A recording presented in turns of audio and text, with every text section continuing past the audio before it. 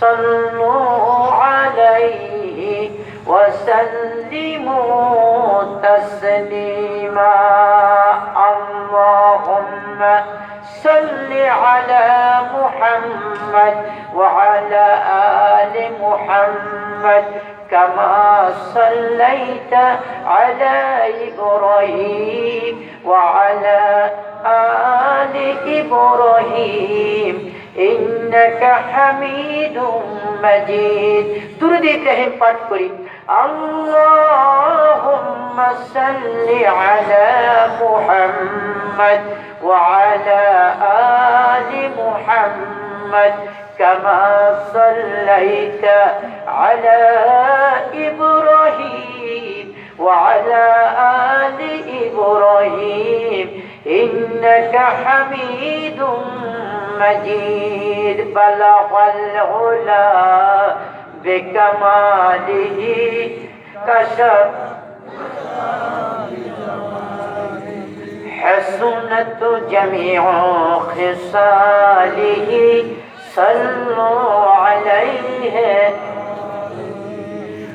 ये तेरी मेराज थी के तो अर्श अज़ीम तक पहुँचा और मेरी मेराज है कि मैं तेरी कदम तक पहुँचा बलगल बिकमालिही कशफत तुजा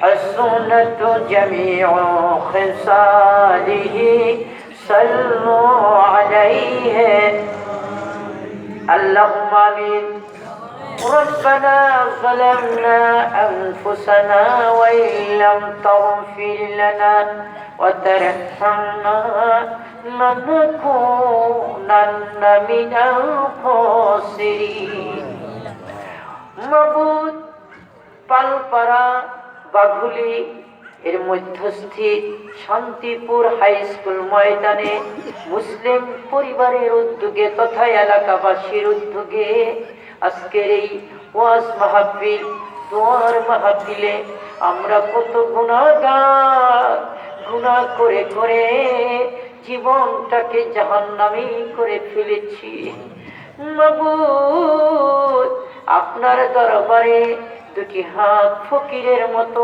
হাত পেতেছি মেহেরবানি করে আপনি আমাদের জীবনের সব গুনাহগুলি মাফ করে দিন মাবুদ এই মাহফিল যারা আয়োজন করলো শোনার জন্য বলার জন্য আল্লাহ যারা এই মাহফিলে আল্লাহ মেহনত করলো তাদের নামগুলি জান্নাতের খাতায় লিখে দিন আল্লাহ এই কবরের পাশে আল্লাহ কবরের ভিতরে আমাদের নানা নানি দাদা দাদি চাচা চাচি খালা খালু আল্লাহ খাস করে আমাদের কলিজার টুকরা নয়নের মনি চোখের পুতুলি জীবনের স্পন্দন আমাদের মা বাপ আল্লাহ ওখানে শুয়ে আছে দয়া করে আপনি আমাদের মা বাপের জীবনের গুনাহগুলোকে মাফ করে দিন খাস করে এই কবরের ভিতরে যত লোক শুয়ে আছে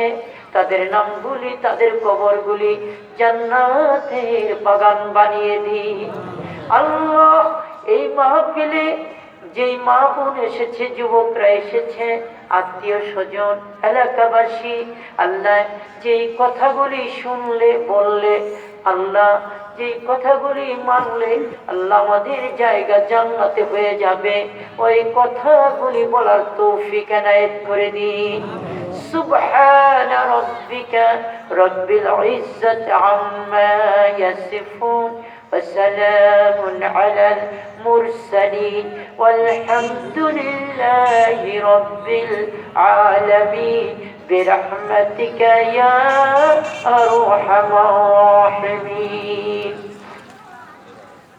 সম্মানিত মোহতারাম আজকের এই মাহফিলে মুসলিম পরিবারের কর্তৃক আয়োজিত ষষ্ঠ বার্ষিক ওয়াজ মাহফিল দোয়ার মাহফিলে আজকে সম্মানিত সভাপতি সাহেব দিগার উলামা হাজারাত, এলাকার মুরব্বিয়ান ইকরাম, যুবক ভাইয়েরা, আদরের কুচি কুচি ছোট শিশু বাবাজিরা, পর্দার অন্তরালে উপবিষ্ট মা ও বোনেরা, আল্লাহ তাআলা এত কোটি কোটি মানুষ থেকে আল্লাহ আমাদেরকে বাছাই করে এই জান্নাতের মাহফিলে আসার বসার যে সুযোগ করে দিলেন, আমরা সকলে মাহবুদের দরবারে কৃতজ্ঞতা শুকরিয়া হিসাবে বলি আলহামদুলিল্লাহ। মোহাম্মদ আল্লাহকে শুনিয়ে বলি আলহামদুলিল্লাহ। আমি আজকে আপনাদের সম্মুখে যে বিষয়টির উপরে কথা বলবো, মানুষের সাথে এই যে আমরা যেখানে বসলাম, কার জন্য বসছি ভাই? আল্লাহর জন্য বসছি। বলেন কার জন্য? আল্লাহর জন্য, রাসূলের জন্য। ওয়াজের মূল পয়েন্টটি মনে রাখবেন, ইনশাআল্লাহ আপনি আল্লাহর ওলি হয়ে বাড়িতে চলে যাবেন ইনশাআল্লাহ। ইনশাআল্লাহ বলেন।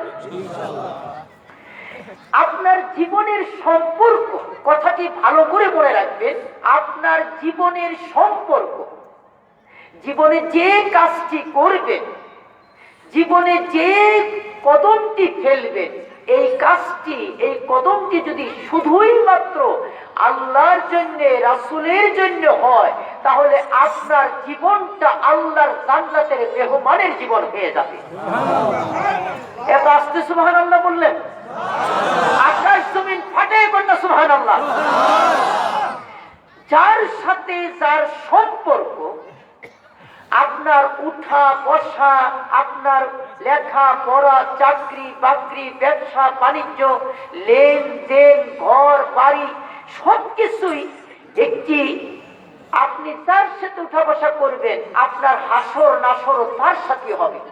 আপনি যদি, আপনার জীবনের সম্পর্ক যদি সিনেমার সাথে হয়, আপনার জীবনের সম্পর্ক যদি মনে করেন বেদিনের সাথে হয়, মুশরিকের সাথে হয়, আপনার সম্পর্ক ফাসিক, ফাজির, পাপিষ্ঠ, গুনাহগার, বেনামাজি, বেপরদা, বেহায়াপনা, এরকম অশালীন লোকের সাথে হয়, অবশ্যই আপনার কবর, হাসর নাসর হবে তার সাথে। কথা ঠিক কিনা?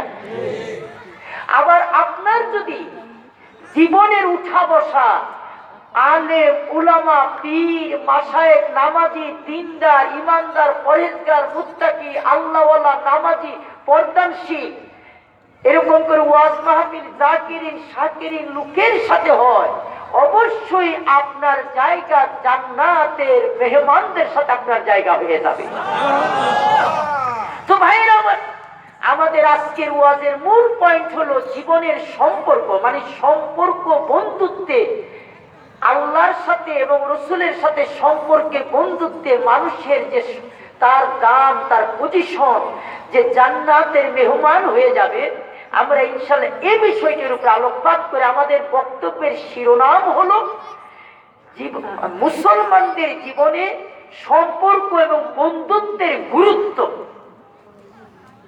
বলেন কার সাথে সম্পর্ক?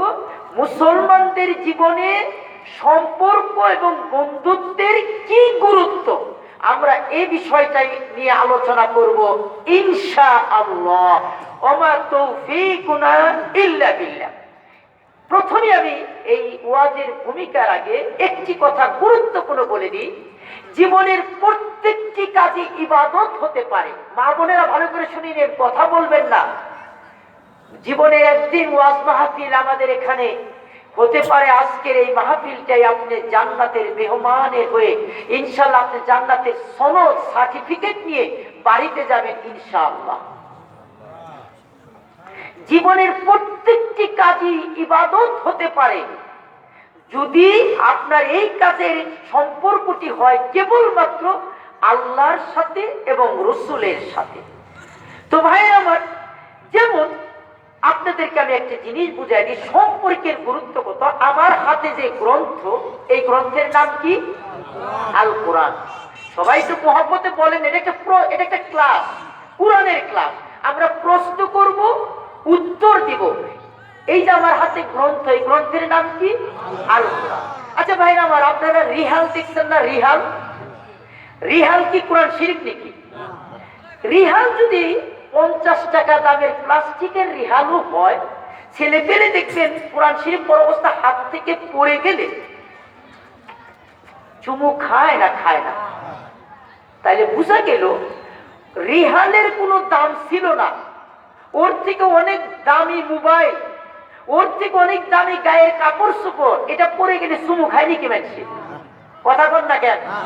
কিন্তু কোরআনের সাথে সম্পর্ক থাকার কারণে রিহাল যেটা ছিল প্লাস্টিকের তৈরি বা কাঠের তৈরি, সেই রিহালের এত গুরুত্ব, এত মর্যাদা বেড়ে গেল, যদি এটা হাত থেকে পড়ে যায় অথবা নিচে পড়ে থাকে, যে নামাজ পড়ে না সেও দেখবে সম্মান করে বুকে নিবে, চুমু খেয়ে ওই তাকের মধ্যে রাখে। বলেন রাখে না? রাখে না।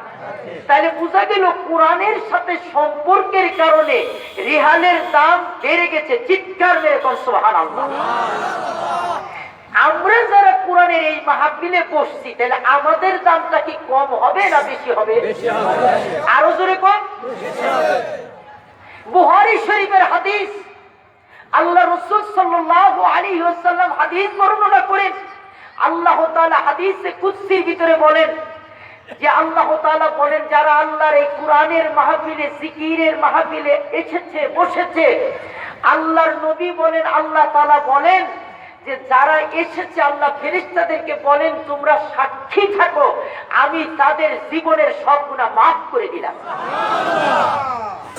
আমি অনুরোধ করছি, যেই ছেলে পেলেরা, এলাকাবাসী, ও আমার মুরব্বীরা, ও আমার যুবক ভাইয়েরা, ও আমার মা বোনেরা, যারা বাড়ির ভিতরে টিভি গল্প গুজব করতেছেন, আজকে এই জায়গায় মেলা বসে নাই, আজকে জান্নাতের একটা আয়োজন বসছে। বলেন কথা ঠিক কিনা? দুনিয়াটা হলো জান্নাত আর জাহান্নামের মার্কেট, দুনিয়াটা হলো জান্নাত আর জাহান্নামের বাজার। এই বাজারের ভিতরে যে জান্নাতের মার্কেটিং করবে, সে জান্নাতের মেহমান হয়ে যাবে। আর এই দুনিয়ার বাজারে যে জাহান্নামের মার্কেটিং করবে, সে জাহান্নামী হয়ে যাবে। নাউজুবিল্লাহ। কাজেই আমি এলাকাবাসীদেরকে অনুরোধ করছি, ও আমার যুবকেরা যারা বাইরে দাঁড়িয়ে গল্প গুজব করতেছেন, এমন হতে পারে আজকে বাড়িতে যাওয়ার আগে আপনার জীবনটা এখানে শেষ হয়ে যেতে পারে। আমি অনুরোধ করছি আপনারা সব বাদ দিয়ে আসেন, আমরা কিছু গুরুত্বপূর্ণ কথা শুনি, যেই কথাগুলি শুনলে আমাদের জীবনটা ইনশাআল্লাহ জান্নাতি হয়ে যাবে। আল্লাহ আমাদের তৌফিক দান করুক, আমিন। তো ভাইরা আমার, আল্লাহ তাআলা যখন বললেন ফেরেশতারা সাক্ষী থাকো, আমি এদের জীবনের গুনাহ মাফ করে দিলাম, ফেরেশতারা বলবেন আল্লাহ, এখানে তো বেনামাজি আছে, এখানে তো মদ খুব শরাবখোর দাঁড়িয়ে পেশাব পায়খানা পেশাব করেছে, বেপরদা মহিলা আছে, আল্লাহ এদের গুনাহ আমরা কি মাপের খাতায় লিখবো? আল্লাহ বলেন ফেরেশতারা, এই জায়গার ভিতরে যত মানুষ এসেছে এই কোরআনের মাহফিলে, জিকিরের মাহফিলে যারা যারা এসেছে, তারা এই ওয়াজের মাহফিলে বসে আমার কোরআনের কথা শুনে, আমার নবীর হাদিসের কথা শুনে, আমার ওয়ারাসাতুল আম্বিয়া আলেমদের কথা শুনে তওবা করেছে, চোখের পানি ফেলে দিয়েছে। তারা তওবা করে বলছে, আল্লাহ আমি আর নামাজ মিস করব না, বেপরদায় চলবো না। বান্দা সাক্ষী থাকো, ফেরেশতা সাক্ষী থাকো, আমি তাদের জীবনের সব গুনাহগুলি ক্ষমা করে দিলাম। ভাইরা আমার, আমার এলাকাবাসী, যারা এই মাহফিলে বসবে, কোরআনের সাথে যাদের সম্পর্ক হয়ে যাবে, আল্লাহর কোরআন বলে, নবীর হাদিস বলে, জীবনে কত গুনাহ করেছো, আল্লাহ সব গুনাহগুলি এই মাহফিলে বসার কারণে আল্লাহ হয়তো তোমার গুনাহগুলি মাফ করে তোমার নামটা জান্নাতের খাতায় লিখে দিয়েছে। তাহলে যারা এখানে এসেছি, কোরআনের সাথে যাদের সম্পর্ক, অবশ্যই হতে পারে এই উসিলায় আল্লাহ আমাদের নাম মর্যাদাটা আল্লাহ তাআলা বাড়িয়ে আল্লাহর কবুল বান্দাদের খাতায় নাম লিখে দিবে। আমরা এজন্য এই মাহফিল শেষ পর্যন্ত থাকবো ইনশাআল্লাহ। তাহলে বলছিলাম কোরআনের সাথে সম্পর্ক থাকার কারণে রিহালের দাম। আপনি যদি কোরআনের সাথে থাকেন, আপনার কত দাম? এবার হাদিস দিয়ে শুনি। আল্লাহ রসুল বলেন, তিরমিজি শরীফে আল্লাহ রসুল বলেন কোন বান্দা যদি আল্লাহর সাথে কথা বলতে চায়, আল্লাহর সাথে ডাইরেক্ট যদি টকিং করতে চায়, সেই ব্যক্তি কোরআন শরীফ তেলাওয়াত করলো, সে ব্যক্তি কোরআন তেলাওয়াত করলো না, সে যেন আল্লাহর সাথে ডাইরেক্ট কথা বললো। আরো জোরে বলো সুবহানাল্লাহ। তাহলে ভাইরা আমার, এই কোরআনের মাহফিলে আমাদের যদি কোরআনের সাথে সম্পর্ক হয়ে যায়, তাহলে আমার সম্পর্ক হবে প্রধানমন্ত্রীর সাথে না, এমপি সাহেবের সাথে। যদি আমি ডাইরেক্ট কথাবার্তা বলি, এই মানিকগঞ্জ জেলায় এসপি সাহেব যদি আমার ডাইরেক্ট হটলাইন থাকে, তার সাথে যদি আমি ডাইরেক্ট কথাবার্তা বলি, উনিও আমার কাছে ফোন করে, তাহলে ভাই ওনার দাম মর্যাদাটা একটু বেড়ে যাবে না? কথা বল না কেন? কেন খেল করলেন না? আমার বাবাজি নবী বলে যে এই ব্যক্তি কোরআন তেলাওয়াত করলো, সে যেন আল্লাহর সাথে সম্পর্ক হয়ে আল্লাহর সাথে ডাইরেক্ট কথা বললো। তাহলে ওই ব্যক্তির দাম কত, ওই ব্যক্তির সম্মান কত? আল্লাহর ফেরেশতাদেরকে, জিবরিল ফেরেশতাকে আল্লাহ ডাক দিয়ে বলেন, জিবরিল, পালপাড়া বাগুলি, এই যে শান্তিপুর হাই স্কুল ময়দানে এখন যে মাহফিল হচ্ছে, এই মাহফিলের অমুক পিতা, তার মায়ের নাম অমুক, ওই লোকের নাম অমুক, ওই লোক আমি আল্লাহকে ভালোবাসে, আমি আল্লাহও তাকে ভালোবাসি। জিবরিল ঘোষণা করে দাও ওই ব্যক্তির নাম। আসমানের যত ফেরেশতা আছে তাদের মধ্যে ঘোষণা করে দাও আমি আল্লাহ তাকে ভালোবাসি। জিবরিল ফেরেশতা তখন ওই ব্যক্তির নাম ধরে আসমানে যত ফেরেশতা আছে তাদেরকে ঘোষণা করে দেয়, শুনে নাও, আল্লাহ নিজে বলছেন, পালপাড়া বাগুলি হাই স্কুল ময়দানে এই মাহফিলের ভিতরে যে ব্যক্তিরা বসছে, আল্লাহ তাদেরকে ভালোবাসেন, তোমরাও তাকে ভালোবাসো।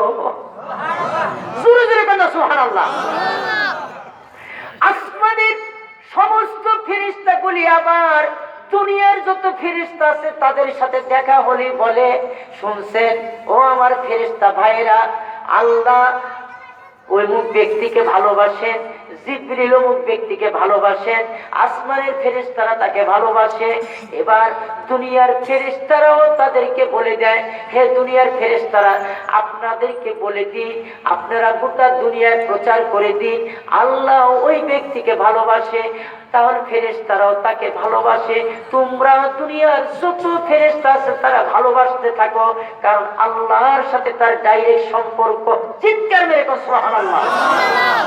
এই জন্যে দেখবেন কোন ব্যক্তি যারা কামেল বুজুর্গ, তারা দেশের প্রেসিডেন্ট না, তারা এমপি মন্ত্রী না, কিন্তু তারা রাস্তা দিয়ে হেঁটে গেলে আল্লাহর ওলি যারা, আল্লাহ ওয়ালা যারা, তাদেরকে এক নজর দেখার জন্য, তাদের কাছে পানি ফুয়ের জন্য তাদের এত সম্মান মর্যাদা। মৃত্যু হয়ে যাওয়ার পরও ইমাম বুখারী, ইমাম মুসলিম, বড় পীর আব্দুল কাদের জিলানী, শাহজালাল, শাহপরান, খাজা মঈনুদ্দিন চিশতি, ইমাম গাজালি, তাদের দাম, তাদের সম্মান, তাদের মর্যাদা মৃত্যুর পরও বাড়তেই আছে। তার কারণ আল্লাহ তাদেরকে বলে দিয়েছেন, আমি আল্লাহ তাদেরকে ভালোবাসি, তোমরাও তাদেরকে ভালোবাসো। ফেরেশতারাও বলতে থাকেন, হে দুনিয়ার মানুষ, আল্লাহ তাদেরকে ভালোবাসে, ফেরেশতারা ভালোবাসে, তোমরাও ভালোবাসতে থাকো। ওই সমস্ত লোককে ভালোবাসলে তাদেরকে জায়গা আল্লাহ জান্নাতে করে দিবে। কোরআনের সাথে সম্পর্ক রাখলে ভাই তার দাম কম না বেশি? পিছনে বাবা কোনো ছেলে কথা বলবে না। তাহলে কোরআনটা হলো পরশ পাথর। বলেন কোরআনটা কি? আরো জোরে জোরে বলেন না। পরশ পাথর। পরশ পাথর এটা একটি কৃত্রিম কথা, ধারণা। পরশ পাথর হলো এমন একটি পাথর, লোহার সাথে স্পর্শ করলে লোহা স্বর্ণ হয়ে যায়। আর কোরআন হলো আল্লাহর হিদায়াতের পরশ পাথর। এর সাথে সম্পর্ক হওয়ার সাথে সাথে এই ব্যক্তিটি যদি থাকে বেনামাজি হয়ে যায় নামাজি, এই ব্যক্তিটি যদি থাকে বেপরদানশীল মহিলা, কোরআনের সাথে সম্পর্ক হলে হয়ে যায় রাবিয়া বসরি। সুবহানাল্লাহ। এই কোরআনের সাথে সম্পর্ক হলে, এই ব্যক্তি যদি থাকে নিজামুদ্দিন ডাকাত, এই কোরআনের সাথে সম্পর্ক রাখলে হয়ে যায় নিজামুদ্দিন আউলিয়া। এই কোরআন হলো এমন পরশ পাথর, এই ব্যক্তি যদি খুনি, দাগী, চোর, ডাকাত থাকে, কোরআনের সাথে সম্পর্ক হলে এই ব্যক্তি আল্লাহর ওলি হয়ে যায়। কেমন পরশ পাথর? আমি গভর্নমেন্ট ল্যাবরেটরি হাই স্কুলে একটি বার্ষিক মিলাদ মাহফিলে, সিরাতুন নবী মাহফিলে আমাকে ওখানে অতিথি করলেন। একজন লোক এসে বলতেছেন, আমি একজন ভিনদেশী লোক, আমি বাংলাদেশে বংশোদ্ভূত, কানাডার নাগরিক, আমি রিকোয়েস্ট করছি আমাকে কিছু সময় দেওয়ার জন্য, আমি কিছু কথা বলবো। উনি যেহেতু রিকোয়েস্ট করছেন, ভিনদেশী লোক, উনি স্টেজে উঠিয়ে ঝরঝর করে কেঁদে দিলেন। উনার নাম শমশের হেলালি। আমি তার কথা ভুলতে পারিনি, আমার মসজিদও আমি দাওয়াত দিয়ে তাকে নিয়ে এসেছিলাম। উনি উঠে বললেন, আমি যখন কানাডার ভিতরে, আমি ছোট থেকে বড় হলাম, জীবন যৌবন আমার যুবক ভাইদেরকে আমি বলছি, এই যুবক ভাইয়েরা কান ফেলে শুনো। উনি বলছেন, আমি কানাডা, বিশাল আমেরিকা এবং কানাডা বড় লোক, বিত্তশালী দেশ বলে পৃথিবীতে এখনো কোনো কাজ নেই আমি করিনি। আমি মদের সাগরে ডুব দিলাম, আমি জিনা ব্যভিচারের সাগরে ডুব দিলাম, আমি আনন্দ ফুর্তি এনজয়, আমার মাথার চুল যত, আমি তার থেকে আরো নারী নিয়ে, মদ নিয়ে ফুর্তি করলাম। আমি এত ফুর্তি আনন্দ এনজয় করতে করতে আমার জীবনটা যখন দেখলাম হতাশন, আমার কাছে মনে হলো গোটা দুনিয়াটা জাহান্নাম, আগুন আর আগুন, আমার ভিতরে আগুনের ধাও ধাও করে জ্বলতে লাগলো অশান্তিতে। আমার কাছে মনে হলো আমি পাহাড়ের উপরে উঠলাম, এটা দুনিয়ার পাহাড় নয়, এটা জাহান্নামের পাহাড়। আমি মনে করলাম আমি আর বেঁচে থেকে লাভ নাই, শান্তি নাই। পাপ কাছে কোনোদিন শান্তি আসে ভাই? আরো জোরে বল না, পাপে কি শান্তি আসে? আসে না। ছেলেটি বললো আমি আত্মহত্যা করব। তা আত্মহত্যা করার জন্য আমি বাড়িতে বিষ নিয়ে আসলাম, মদের বোতল নিয়ে আসলাম। ওই সময় আমার এক বন্ধু এসে বললেন, পিঠে আদর করে বললেন, বন্ধু আপনি তো সারা জীবন মদ খেয়েছেন, জিনা ব্যভিচার হারাম কাজে ডুবেছিলেন, কয় আমি আজকে আত্মহত্যা করবো, আমি আজকে আপনি চলে যান, দরজা আমি আটকে দিব। তো উনাকে বলেন, ঠিক আছে আপনি আত্মহত্যাটা একদিন পরে করে। আমি রিকোয়েস্ট করছি আজকে আমার সাথে ডক্টর ইউসুফ স্টেজ, উনি আমেরিকান খ্রিস্টানদের পাদ্রী ছিলেন, উনি মুসলমান হয়ে বড় ঈমান ইসলামের দাওয়াত দানকারী হয়ে গেছেন। ইউসুফ স্টেজ অমুক জায়গায় কোরআনের কিছু কথা বলবেন, আপনাকে আমি দাওয়াত দিচ্ছি, একটা দিন আপনি ওখানে একটু চলেন, এরপরে আশা করি আপনার ভিতরে যে জাহান্নামের আগুন এগুলো নিবে, আপনার ভিতরে জান্নাতের আলো ঢুকে যাবে। তো ডক্টর শমশের হেলালি বলছেন, আমি ওই লোকের কথা শুনে চলে গেলাম। যে মুহূর্তে ডক্টর ইউসুফ স্টেজে আমি তার কথা শোনা শুরু করলাম, তিনি যখন ইংলিশে প্রথম আল্লাহর কালাম এই কথাটির ব্যাখ্যা শুরু করলো, আউযু বিল্লাহি মিনাশ শাইতানির রাজীম, আমি বিতাড়িত শয়তান থেকে আশ্রয় চাই আল্লাহর কাছে। বিসমিল্লাহির রহমানির, আমি পরম করুণাময় দয়ালু আল্লাহর নামে শুরু করছি। যখন নাকি তিনি সূরা ফাতিহা পড়ে তার ব্যাখ্যা শুরু করলো, আমার কাছে তখন মনে হলো আমি জীবনে যত জিনা করেছি, ব্যভিচার করেছি, মদ খেয়েছি, আল্লাহর কালামের ব্যাখ্যা শুনি চোখ দিয়ে ঝরঝর করে পানি বের হওয়া শুরু হলো। সমস্ত গা দিয়ে আমার পাপের গুণাগুলি ঘাম হয়ে বের হয়ে শুরু হয়ে গেল। আমি কাঁদতে লাগলাম, কাঁদতে কাঁদতে আমি আল্লাহ আল্লাহ বলে চিৎকার দেওয়া শুরু করলাম। আমি কাঁদতে কাঁদতে ঝরঝর হয়ে গেলাম, চিৎকার দিয়ে বললাম, আল্লাহ ও আমার আল্লাহ, আমি কত গুনাহ করেছি, আমার এই মুখ দিয়ে আমি কত মদ খেয়েছি, এই চোখ দিয়ে কত নারী দেখেছি, আল্লাহ আমার অঙ্গ প্রত্যঙ্গ দিয়ে আমি কত জিনা করেছি। আমি ডাকতে লাগলাম আল্লাহকে, ডাকতে ডাকতে ডাকতে ডাকতে আমাকে ধরে আমার বন্ধুরা বাড়িতে নিয়ে আসলো। আমি বিছানায় শুয়ে আছি, কে যেন আমার গায়ে হাত দিয়ে নুরানি চেহারা একজন লোক এসে বলে, হে বাবা শমশের হেলালি, জীবনে যত গুনাহ করেছো আল্লাহ তোমার সব গুনাহগুলি মাফ করে দিচ্ছে। বাইরে আমার ডক্টর শমশের হেলালি ওই গভর্নমেন্ট ল্যাবরেটরি হাই স্কুলে বলে, এই কোরআন হলো আল্লাহর পরশ পাথর। আমার জীবনে আমি কত গুনাহ করেছি আমার ছাত্র ভাইয়েরা, আমি শুধু একদিন এই কোরআনের পরশ পাথরের মাহফিলে গেলাম, আমার জীবনটা জান্নাতের মানুষ হয়ে গেলাম। তাহলে কোরআন শরীফ একটি পরশ পাথর। সবাই বলেন কথা ঠিক কিনা? এখানে একজন যুবক, বাবা তোমরা তো এলাকার ছেলে, এই যে কয়টা পোলাপান কথা বলতেছে এই জায়গায়, একটু ওদেরকে ভিতরে বসায় দাও, আদর করে, কথা যেন না বলে, একটু খেয়াল রাখবে বাবা, মেহেরবানি করে, আল্লাহ নেকি দান করবে। ভাইরা আমার, কোরআন এর সাথে সম্পর্ক রাখলে আপনারা যারা ছেলে পেলে, আপনারা যারা এলাকার মুরব্বী, আমাদের এলাকার মধ্যে একটা মানুষের স্বভাব হলো, আমাদের এলাকার মানুষের আমি যা বৈশিষ্ট্য দেখছি, ছেলে পেলে একটু বড় হলে বিদেশ পাঠানোর জন্য, সৌদি, কুয়েত, কাতার, মালয়েশিয়া পাঠানোর জন্য অস্থির। আর বিদেশে পাঠাইতে পারলে মনে করো আমার ছেলে পেলে মাশাআল্লাহ দুনিয়ায় সফল কাম হয়ে গেল। বলেন কথা ঠিক কিনা? ছেলে নামাজি হলো কিনা, কোরআন পাঠক হলো কিনা, ছেলে কোরআন ওলা হলো কিনা, এগুলোর কোনো ব্যাপার না। টাকা পয়সা ওলা হলো কিনা, বিদেশে প্রবাসী যে আমার ছেলে সৌদি আরব থাকে, আমার ছেলে দুবাই থাকে, এটা আমরা খুব গর্ব করি। আচ্ছা বলেন তো, এটা কি খুব গর্ব করার বিষয় নাকি? কথা বল না কেন?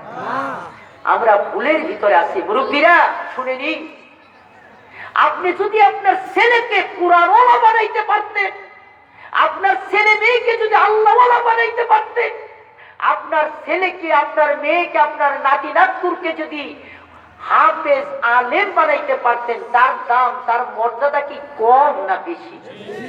আরো জোরে কর না। ভাইরা আমার, কান ফেলে শুনে নিন, হক্কানি একজন আলেমের এত দাম।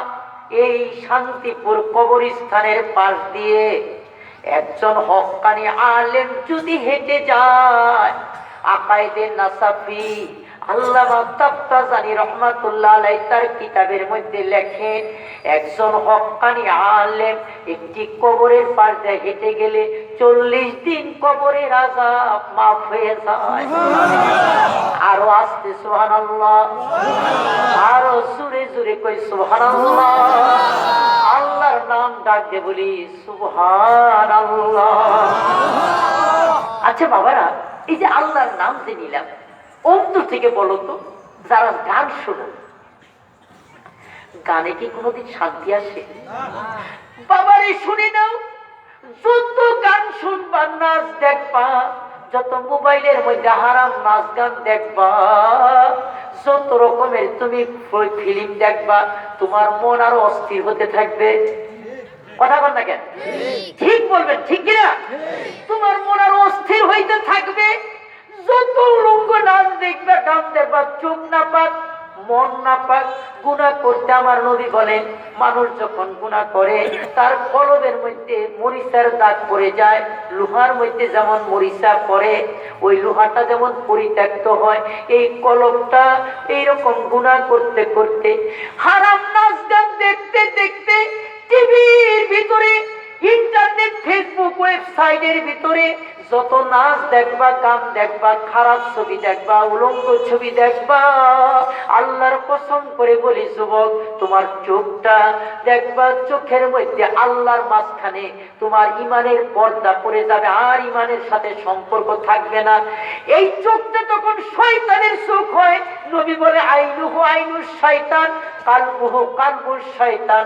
এই চোখটা তখন আর মানুষের চোখ থাকে না, এই চোখটা হয়ে যায় শয়তানের চোখ। নাউজুবিল্লাহ। নবী বলেন এই অন্তরটা আর মানুষের অন্তর থাকে না রে বাবা, এই অন্তরটা তখন শয়তানের অন্তর হয়ে যায়। তখন হারাম নাচ দেখতে থাকে, গান শুনতে থাকে, মেয়েদের পিছনে ঘুরতে থাকে, মেয়েরাও ছেলেদের পিছনে ঘুরতে থাকে। একটু আগে এখানে ওয়াজ মাহফিল, পালপাড়া মসজিদ, একটি ঐতিহ্যবাহী এই দেশের, এই জায়গার সবচেয়ে একটি পুরাতন মসজিদ। মনটা খারাপ লাগলো, 3-4টা ছেলে বালুর চরে, ওই যে যেখানে বালি ফেলছে, দুটি মেয়ে আর 3-4টা ছেলে ওই জায়গায় যেয়ে ওরা সংলাপ করতেছে। ছেলে আর মেয়ে যখন একত্র হয়, নবী বলেন সালিসুহা শয়তান, তাদের তৃতীয় জন হয় শয়তান। যখন তৃতীয় জন শয়তান হয়, তাদের মধ্যে নানান ধরনের অপকীর্তি কুকীর্তি করার জন্য শয়তান ওয়াসওয়াসা দেয়। এত আস্তে ঠিক বললেন কেন? আরো জোরে কোন কথা ঠিক কিনা? ভাইরা আমার, ও আমার মায়েরা, ও আমার এলাকার বোনেরা, ও আমার যুবকেরা, যখন তৃতীয় জন শয়তান হবে, ফেরেশতা কি সেই জায়গায় থাকবে? তখন ওই ছেলের চোখ, ওই মেয়ের চোখ, ওই ছেলের অন্তর, ওই মেয়ের অন্তর, তাদের মধ্যে অপকর্ম করানোর জন্য, অন্যায় অবিচার জিনা ব্যভিচার করানোর জন্য উদ্বুদ্ধ করে। আর যখন উদ্বুদ্ধ করবে, আল্লাহ রাসূল বলেন ইজা জানার রাসূল খরাজা মিনাল ঈমান, যখন ছেলে আর মেয়ে, নারী আর পুরুষ জিনা করবে, ব্যভিচার করবে, জিনা মানে খালি অন্যায় কাজ করে না। আল্লাহ রাসূল বলেন ওয়াল ইয়াদু জিনাহুমাল বাতাস, দুই হাতের জিনা হলো একজন ছেলে আর মেয়ে একত্রে হাত দিয়ে ধরাধরি করা।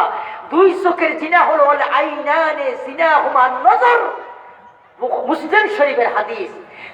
আমি আপনাদের এলাকার ছেলে, তবে আলহামদুলিল্লাহ আপনাদের দোয়ায় এলাকার ছেলে হিসেবে আলাদা সারা বাংলাদেশে কোরআন হাদিসের কিছু কথা বলি, হাদিস ভিত্তিক কোরআন ভিত্তিক আপনাদের দোয়ায় আল্লাহ যেন আরো বলার তৌফিক দান করে, বলেন আমিন। তো রাসূল বলেন ওয়াল আইনানে জিনাহুমান নজর, এই দুই চোখের জিনা হলো ছেলে আর মেয়ে একত্রে তাদের চোখ দিয়ে অন্য নারী দেখা, নারী হয়ে মেয়েদেরকে দেখা, ছেলেদেরকে দেখা। এটা সিনেমায় হতে পারে, নাটকে হতে পারে, মোবাইলে হতে পারে। আমাদের ছেলে মেয়েরা এই কাজ করে না, করে না। নবী বলেন যখন জিনা করবে তখন আর ঈমান থাকবে না, ঈমানটা তখন উড়ে যাবে। এই অবস্থায় যখন মরে যাবে, এই অবস্থায় যখন দিন যাপন করবে, এই ছেলে আর মেয়েটি তখন বেঈমান হয়ে মারা যাবে, চিরদিন কবরে জাহান্নামী হবে। জোরে জোরে কোন নাউযুবিল্লাহ। তে বলছিলাম আপনারা ও আমার যুবকেরা, হারাম কাজে কি শান্তি না অশান্তি? আরো জোরে বলো। যুবকরে, হারামের মধ্যে শান্তি নাই, হারামের মজা হলো সাময়িক। কথাটা ভালো মনে করে মনে রাখবা, হারামের মজা সাময়িক, কিন্তু এর শাস্তি অনন্ত।